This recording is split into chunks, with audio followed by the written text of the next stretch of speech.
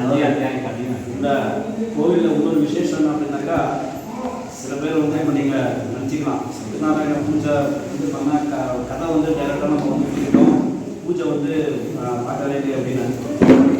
என்ன காரணம் அப்படின்னா, இந்த இடத்துல நம்ம கோவிலில் சத்யநாராயண நம்ம வீட்டில் பண்ணுறோம் அப்படின்னாக்கா, சத்யநாராயண பூஜையை வந்து கலசத்தில் நம்ம ஆவாகனம் பண்ணணும். ஆவாகனம் பண்ணி அந்த ஃபோட்டோலையும் கலசத்துலையும் ஆவாகனம் பண்ணி பிராண பிரதிஷ்டை பண்ணி அப்புறமா நம்ம பூஜை பண்ணுறோம்.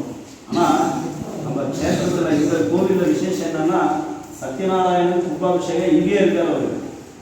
அதனால விசேஷமாக வந்து அவருக்கு ஆவாகனம்ன்றது வந்து மறுபடியும் நம்ம ஆவாகனம் என்ன அப்படின்னா, நம்ம சுவாமியை கூப்பிடுறது. நம்ம வீட்டில் பண்ணுறதா சுவாமியை நம்ம கூப்பிடுறோம். இந்த பூஜை பண்ணும்போது நீங்கள் வந்து இருந்து எங்களுக்கு வந்து அருள் பண்ணணும் அப்படின்னு சொல்லி நம்ம கூப்பிடுறோம். ஆனால் கோவிலில் வந்து அப்படி கிடையாது. ஏன்னா அவர் பிரத்யட்சமாக இங்கேயே இருக்கார். அவர் மறுபடியும் நம்ம கூப்பிடக்கூடாது. ஏன்னா இருக்கிறவரே நம்ம வீட்டுக்குள்ளே இருக்கிறவரையே வாங்கணும் நம்ம சொல்ல மாட்டோம் இல்லையா. வெளியேருந்து வரவங்கள நம்ம வாங்கணும்னு சொல்லலாம், வீட்டிலேயே இருக்கிறவங்கள நம்ம வந்து வாங்கணும்னு சொல்ல முடியாது. அதனால இங்கே வந்து அவர் பிரத்யட்சமாக இங்கேயே இருக்கார். அவருக்கு வந்து குணப்பூஜை மறுபடியும் விசேஷமாக பூஜை பண்ணி அவருக்கு வந்து நம்ம இந்த பிரசாதத்தை நைவேத்தியம் பண்ணி நம்ம இந்த கதாசமத்தை நம்ம சொல்லி நம்ம தீபாராதனை பண்ண போகிறோம். அதனால இந்த நம்ம வேறு எவ்வளோக்கு எவ்வளோ நம்ம பூஜைகள் இது மாதிரி நல்ல விஷயங்கள் நம்ம பண்ணிக்கிட்டு இருக்கோம். அந்த சுவாமிக்கு கோவிலில் இருக்கிற விக்கிரகத்துக்கெல்லாம் சாநித்தியம் வந்து அதிகமாக இருக்குது. சாநித்தியம் அப்படின்னா பவர் அதிகமாக. அந்த பவர் அதிகமாக நம்மளுடைய வேண்டுதல் நம்ம எது நம்ம சீக்கிரமாக செஞ்சாலும் நமக்கு வந்து உடனே நிவர்த்தி ஆகும். எதனால் வந்து சாநித்தியம் அதிகமாகுது அப்படின்னாக்கா, நம்ம வந்து சாதாரணமாக ஒரு நார்மல் டேஸில் நம்ம ஒரு கோவிலுக்கு என்ன பண்ணுறோம், சுவாமி நமஸ்காரம் பண்ணுறோம், நம்மளால் முடிஞ்சது ஏதோ ஒன்று பண்ணிட்டு நம்ம போயிடுறோம். அவ்வளோதான் நம்ம பண்ணுறது. அந்த அர்ச்சகர் என்ன பண்ணுறாரு, தெய்வம் பூஜை பண்ணுறாரு, என்ன நைவேத்தியம் இருக்கோ அதை நைவேத்தியம் பண்ணுறாரு, அவ்வளோதான். விசேஷமாக வந்து இதை பண்ணிக்கிட்டே இருக்கும். ஆனால் இந்த விசேஷ நாட்களில் நம்ம விசேஷமாக இது மாதிரி ஒரு பூஜைகள் பண்ணி எல்லா தேவதைகளையும் நம்ம ஒரு இடத்துல நம்ம வர வச்சு ஆவாகனம் பண்ணி அந்த சுவாமி இந்த தீர்த்தத்தை அந்த மூலவருக்கு வந்து நம்ம புரோக்ஷனம் பண்ணோம் அப்படின்னாக்கா, நமக்கு வந்து குளிர்ச்சி அந்த சுவாமியை வந்து சந்தோஷப்படுறாரு அவர். அந்த சந்தோஷத்தில் இது மாதிரி ஒரு விசேஷ நாட்களில் நம்ம எதை கேட்டாலும் வந்து சுவாமி வந்து கொடுக்கறதுக்கு ரெடியாக இருக்கு. ஏன்னா அவ்வளோ சந்தோஷத்தில் இருப்போம் நம்ம. ஏன்னா இதெல்லாம் வந்து நம்ம கதைகள் சொல்கிறது கிடையாது, இதெல்லாம் வந்து வேத சாஸ்திரம் சொல்கிற விஷயம் தான் நம்ம சொல்லிட்டு இருக்கோம். ஏன்னா இது மாதிரி ஒரு சமயத்தில் நம்ம என்ன வந்து நம்ம சுவாமிகிட்ட கேட்குறோமோ அது வந்து நமக்கு 100% வந்து தரத்துக்கு ஒரு ரெடியாக இருக்கு. அதனால தான் நம்ம என்ன சொல்கிறோம் அப்படின்னா, இந்த கோவிலில் உள்ளே வந்துட்டு இது மாதிரி விசேஷ நாட்கள்லாம் விசேஷ பூஜைகள் நம்ம கலந்துக்கும் போது இது மாதிரி நம்ம சுவாமிகிட்ட வந்து ஒரு நல்ல சிந்தனையில் இருக்கோம். நம்ம என்ன கேட்குறோமோ நம்ம என்ன நினைக்கிறோமோ அது வந்து சுவாமி கொடுப்பாரு. இங்கே உட்காந்து நம்ம ஏதோ பின்னாடி பேசிக்கிட்டு உட்காந்துருந்தோம் அப்படின்னாக்கா என்ன ஆகும், அதுதான் வந்து நமக்கு கிடைக்கும். ஒரு சத்புத்தி கிடைக்காது. நல்ல புத்தி நல்ல ஞானம் வரணும் அப்படின்னாக்கா இங்கே வந்து நம்ம சுவாமியை பற்றி தான் நம்ம நினைக்கணும். நம்மளுடைய கஷ்டங்கள்லாம் நம்ம நினைக்கணும். நம்மளுடைய கஷ்டங்கள் நிவர்த்தி ஆகணும். மேற்படி வந்து நமக்கு எல்லாம் நல்லது நடந்துட்டு இருக்கணும், நல்ல மரம் வரணும், நல்ல விவசாயம் நடக்கணும், நல்ல தானியங்கள் வந்து நிறையா கிடைக்கணும். அது மாதிரி தானியங்கள் நிறையா கிடைச்சிது அப்படின்னா தான் வளர்ச்சி நிறையா விவசாயம் நிறையா வந்தால் தான் தானியங்கள்லாம் நமக்கு நல்ல தானியம் கிடைக்கும். நல்ல தானியம் வந்து நமக்கு நிறையா மரம் வரும்போது என்ன ஆகும்னா தானிய விலையெல்லாம் வந்து கம்மியாகி நம்ம வாங்கிறதுக்கு வந்து நம்ம இதாக இருக்கும். அதனால தான் வந்து இது மாதிரி கோவிலில் வந்து விசேஷமாக வந்து இது மாதிரிலாம் பண்ணிகிட்டு இருக்காங்க. அதனால் எல்லாருமே வந்து பிரார்த்தனை பண்ணிக்குவோம். இப்போ வந்து பிரசாதம் கேசரி மட்டும் ஒன்று வச்சுக்கோங்க. நைவேத்தியானதுக்கு அப்புறமா மந்திர புஷ்பாஞ்சலி முடிஞ்சா எல்லாருமே ஒரு பிரதட்சணம் பண்ணுவோம். இந்த இடத்துல பிரதட்சணம் பண்ணிட்டு இந்த சுவாமி கலச தீர்த்தத்தை ஒரு குளத்தில் இருக்கிற தீர்த்தத்தை அங்கே விபத்துக்கு அபிஷேகம் பண்ணணும். இங்கே இருக்கிற ஒரு கலசமும் ஒரு தேவதைகள் ஆவாகனம் பண்ண தேவதைகளுக்கு புரோக்ஷணம்.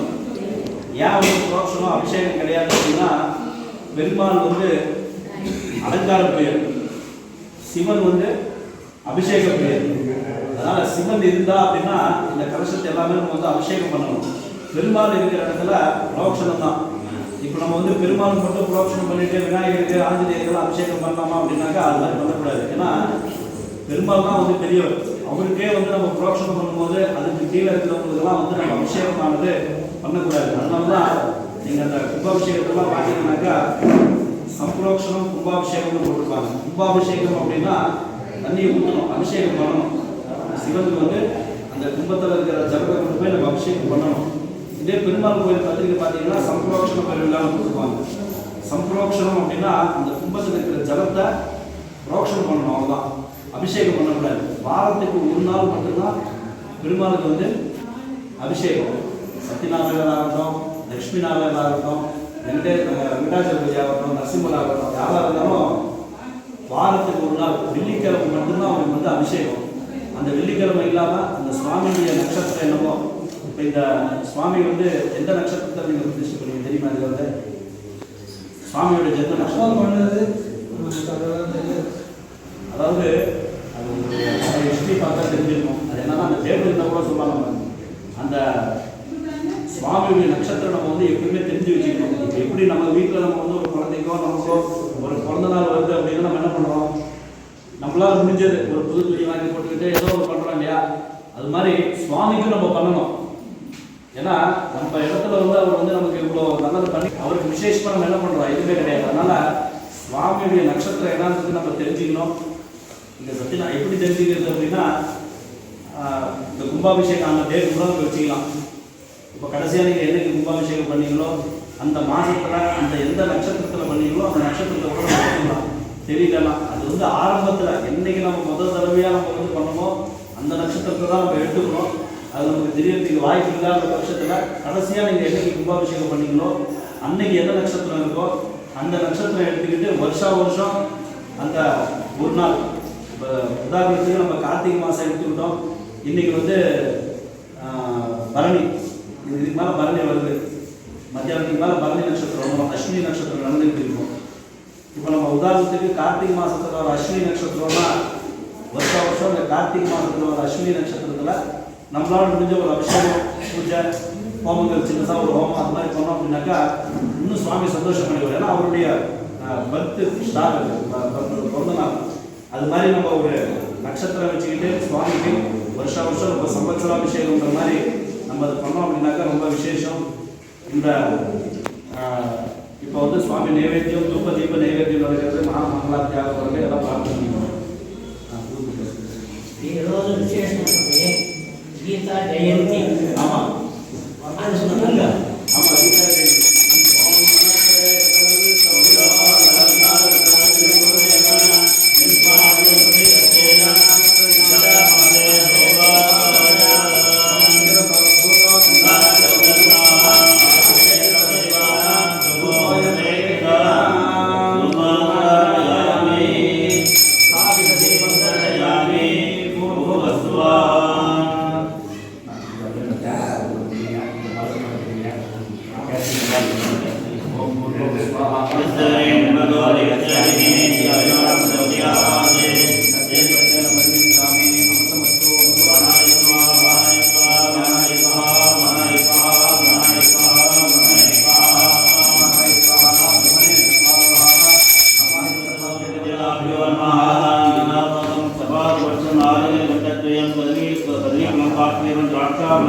पंचमराणि महायज्ञ निवेदयामि समर्पयामि, सर्वदर्शनानि समर्पयामि, नमस्कारान् समर्पयामि.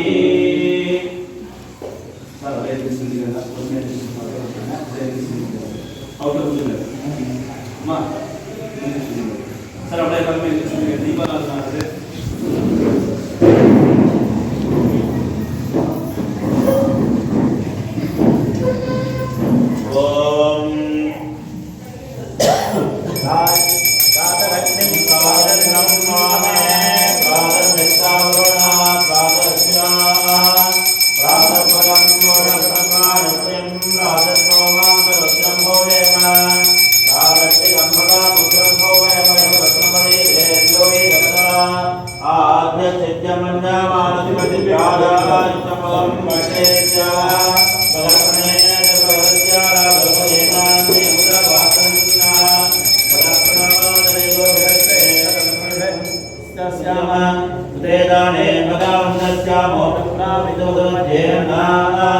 उतो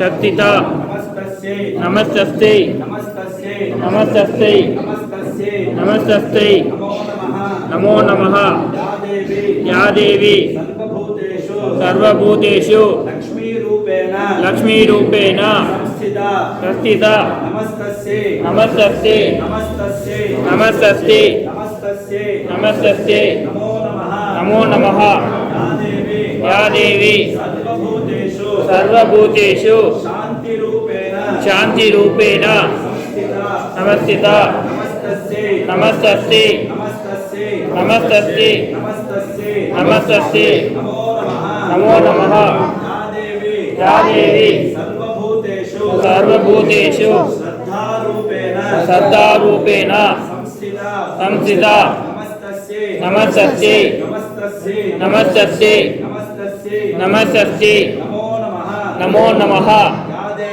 या देवी सर्वभूतेषु मातृरूपेण नमस्थिता नमस्तस्यै नमस्तस्यै नमस्तस्यै नमो नमः या देवी सर्वभूतेषु प्रजारूपेण नमस्थिता नमस्तस्यै नमस्तस्यै नमस्तस्यै नमो नमः सर्वमंगल मांगल्ये शिवे सर्वार्थ साधिके शरण्ये त्र्यंबके देवी नारायणी नमोस्तुते वक्रतुंड महाकाय सूर्यकोटि समप्रभा निर्विघ्नं कुरु मे देव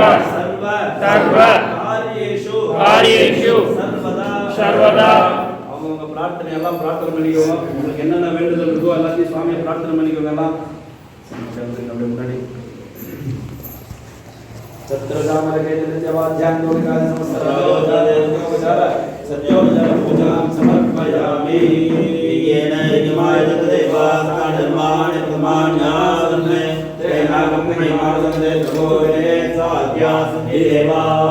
उत्तिष्ठ ब्रह्मणस्पते वेन्दस्त्रमे उपपरेण वर्गसुखाना वेन्दप्राशोभावाचा अभ्यागतज्राय अभिषिक्तमुष्कारे मधु अवदस्यादसजाने अवसर्वभेदविदाभ्योनः यथा स्थानं प्रदेशापयामि शोभनार्थे क्षेमाय गमनाय च.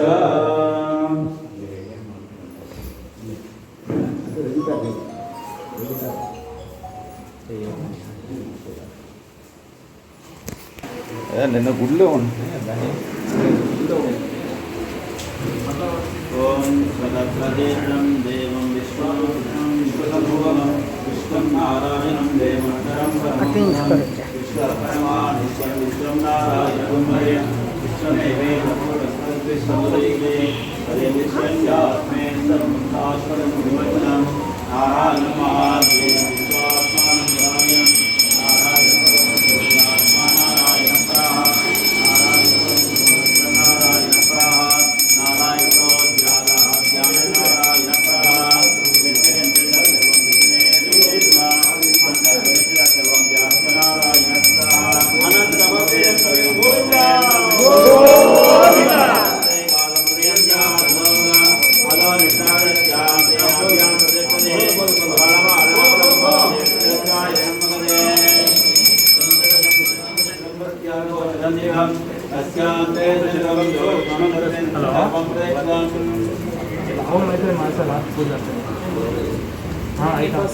எல்லாம் சேர்ந்த மாதிரி மங்களாட்சி பண்ணிக்கலாம். கோவிந்தா கோவிந்தா கோவிந்தா கோவிந்தா வாகன வரத கோவிந்தா கோவிந்தா நரசிம்ம கோவிந்தா கோவிந்தா. महास्ते दक्षिणेन विद्महे त्वाद्वयो मिन्द्रियेक्षं द्विमादं द्विमात्रमोभे नहित्वा आदोरयेताडभक्ता सोदिप्सन्तं भीमनगां वारयन्ते. महागणपतिके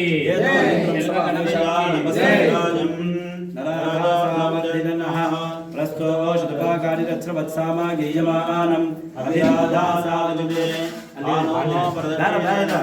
கணபதி மட்டும்தான்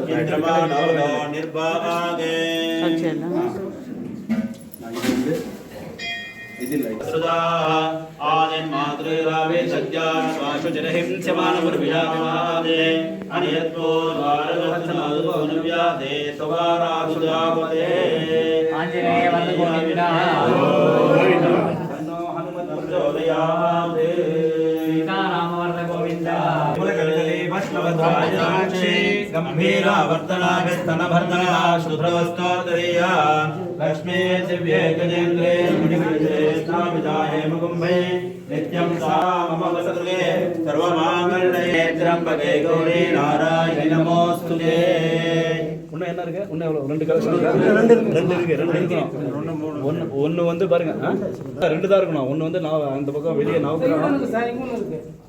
மூணு இருக்கு அங்க ரெண்டு தான் சார் இன்னும் ரெண்டு இருக்கு அதான் ரெண்டு தான் இருக்கு இந்த பக்கம் துவஜஸ்தம்பத்துக்கு ஒன்று வெளியே நவகிரகத்துக்கு ஒன்று तान् ममत्व ज्ञानप्रदायकासुरदोक्तिरुक्तदानाविदा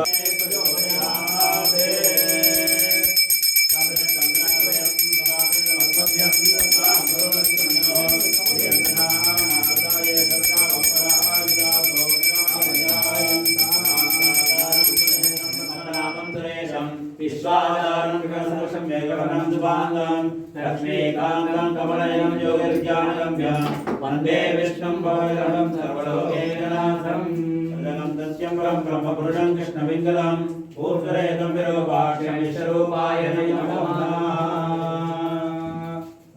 सत्यनारायण वरद गोविंदा लक्ष्मी नारायण वरद गोविंदा அதே வெளியே நவகிரகத்துக்கு வந்துருங்க எல்லாருமே सोमाय मंगलाय दुदाय नमो नमः ओम आदित्याय नमः ओम चंद्राय नमः ओम अंगारकाय नमः ओम बुधाय नमः ओम बृहस्पतये नमः ओम शुक्राय नमः ओम शनेश्वराय नमः ओम राघवे नमः ओम केतवे नमः आदित्याय नमो नमः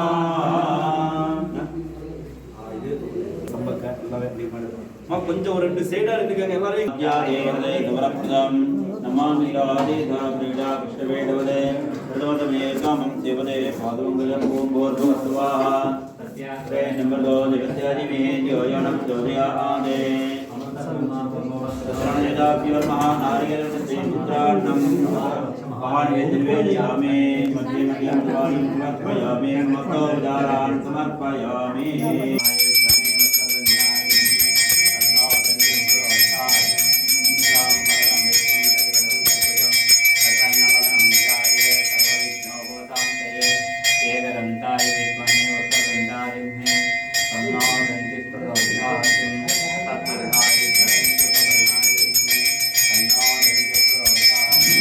महागणपते नमः यदावृत्ति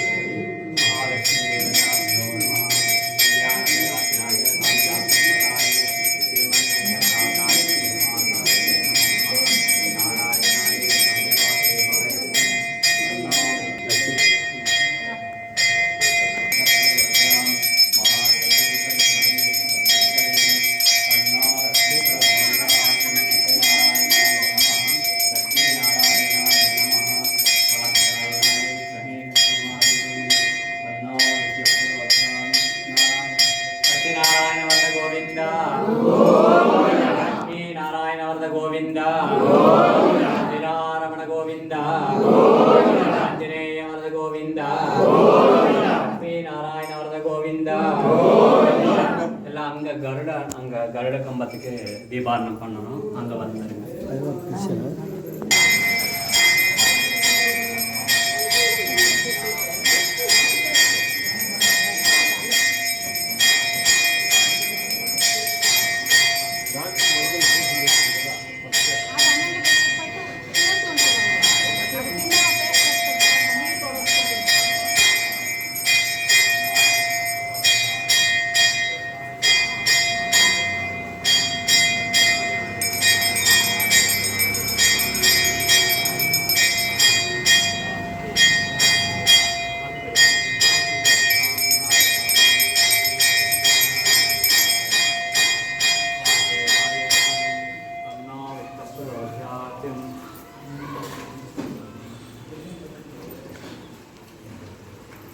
गरुड़ गोविंदा गोविंदा नारायण वरद गोविंदा गोविंदा आंजनेय वरद गोविंदा गोविंदा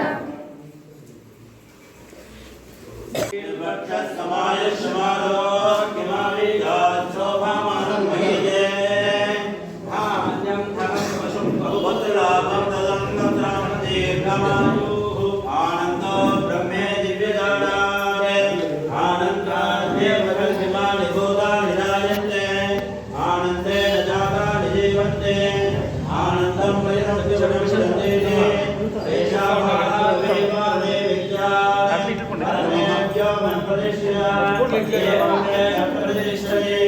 अन्नवान् नादो भवति महान् भवति